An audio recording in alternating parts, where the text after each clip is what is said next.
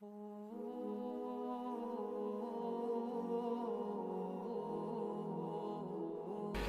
کی نئی نئی دوستی ہوتی ہے تو حالات اور ہوتے ہیں، تو 6 مہینے کے بعد حالات اور 6 سال کے بعد اور ہوتے ہیں، اور پھر جب وقت بیت جائے تو پھر معاملات.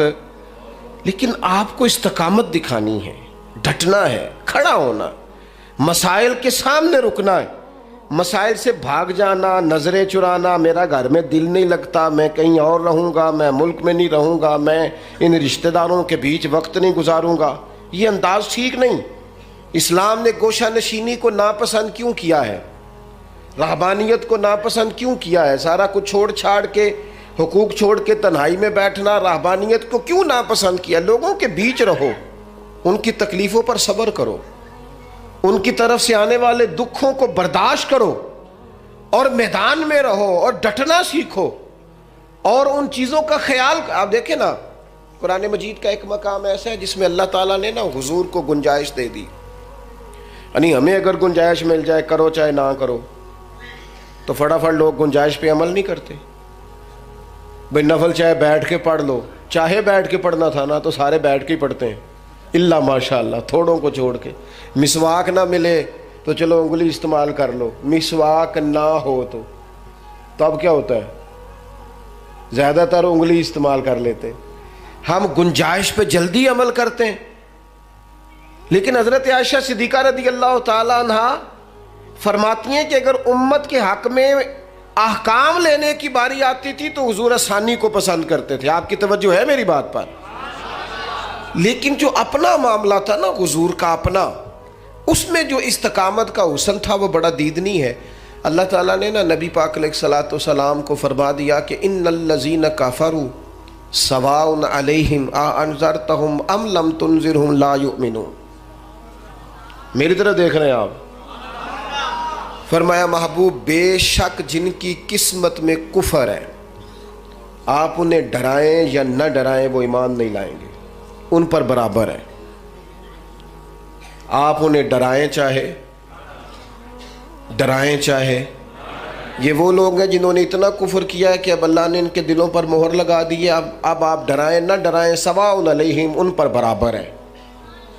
صحابہ نے حضور سے پوچھا یا رسول اللہ، آپ کو اللہ تعالیٰ نے کہہ دیا ہے کہ یہ جو پکے کافر ہیں نا، جن کی قسمت میں کفر ہے، جنہوں نے اپنے حق میں مورے لگوا لی ہیں، ابو جہل ہے، ابو لہب ہے، آپ کو اجازت ہے ان کو ڈرائیں چاہے؟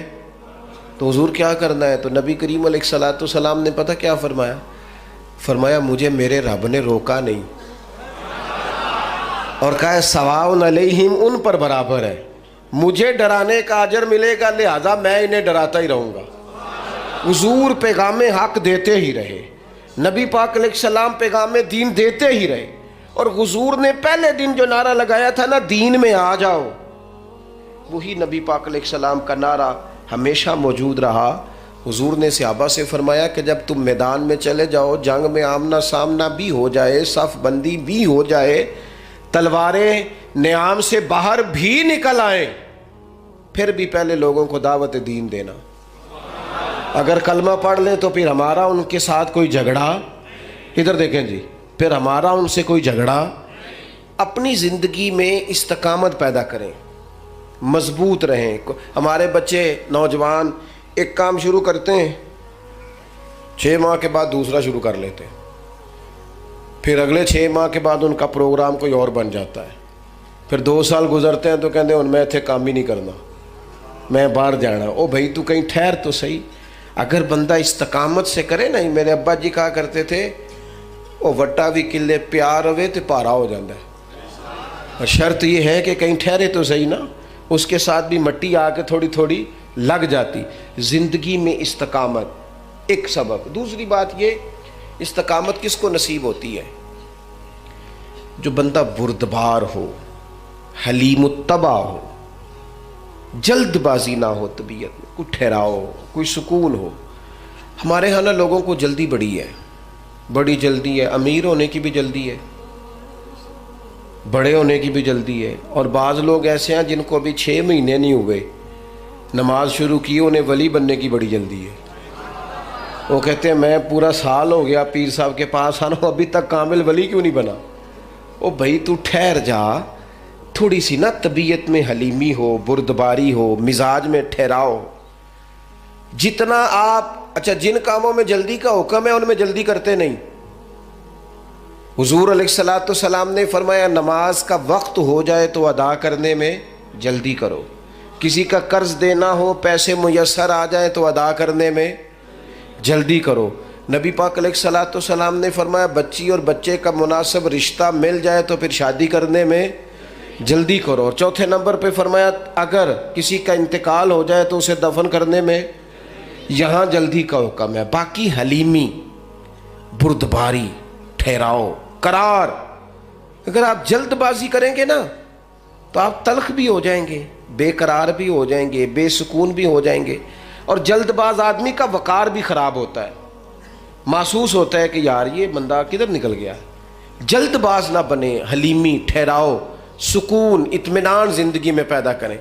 कुछ चीज़ें ऐसी हैं जो सिर्फ वक़्त के साथ ठीक होती हैं, सिर्फ टाइम गुजरने से ठीक होती हैं। कुछ लोग ऐसे होते हैं जिनका ज़हन सिर्फ वक़्त के साथ आपके हक़ में तब्दील होगा। आज आप जितनी मर्ज़ी दलीलें देंगे वो नहीं समझेंगे, आप जितना मर्ज़ी उनको कायल करेंगे नहीं समझेंगे, लेकिन एक वक्त आएगा कि आपको कहना ही नहीं पड़ेगा, उनकी समझ में बात। कुछ लोग ऐसे थे जिन्हें हुजूर ने शुरू ऐलान नबूवत में कहा था कलमा पढ़ लो, लेकिन उनकी आंखें फतेह मक्का पे जाके खुली तो अल्हम्दुलिल्लाह ठीक हो गया। आ जाए मेरे अजीज़, अपनी ज़िंदगी में हलीमी, बुर्दबारी, ठहराओ।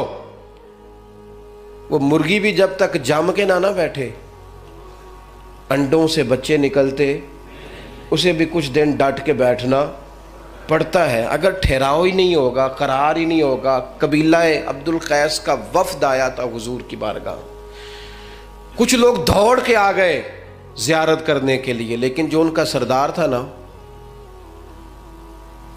उसने सुकून से पहले अपना ऊँट बांधा, फिर इत्मीनान से वो आया, कपड़े तब्दील किए, वज़ू किया, नबी पाक की बारगाह में हाज़िरी दी। तो सियासता में मौजूद है, हुजूर फरमाने लगे तेरी ये दो आदतें मुझे बड़ी भली लगी हैं, एक तेरे मिजाज में जो इत्मीनान है और दूसरी जो हलीमी और बुर्दबारी है। ये जो ठहराव है, तबीयत का सुकून है, ये जो, मैं ना एयरपोर्ट पे था, लाइन लगी हुई थी लोगों की, वापस आया था मैं,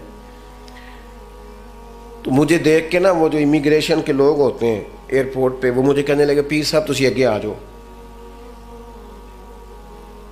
अब जाहिर है चलें दीन की बरकत है, कुछ लोग जानते हैं कि आप आगे आ जाएं।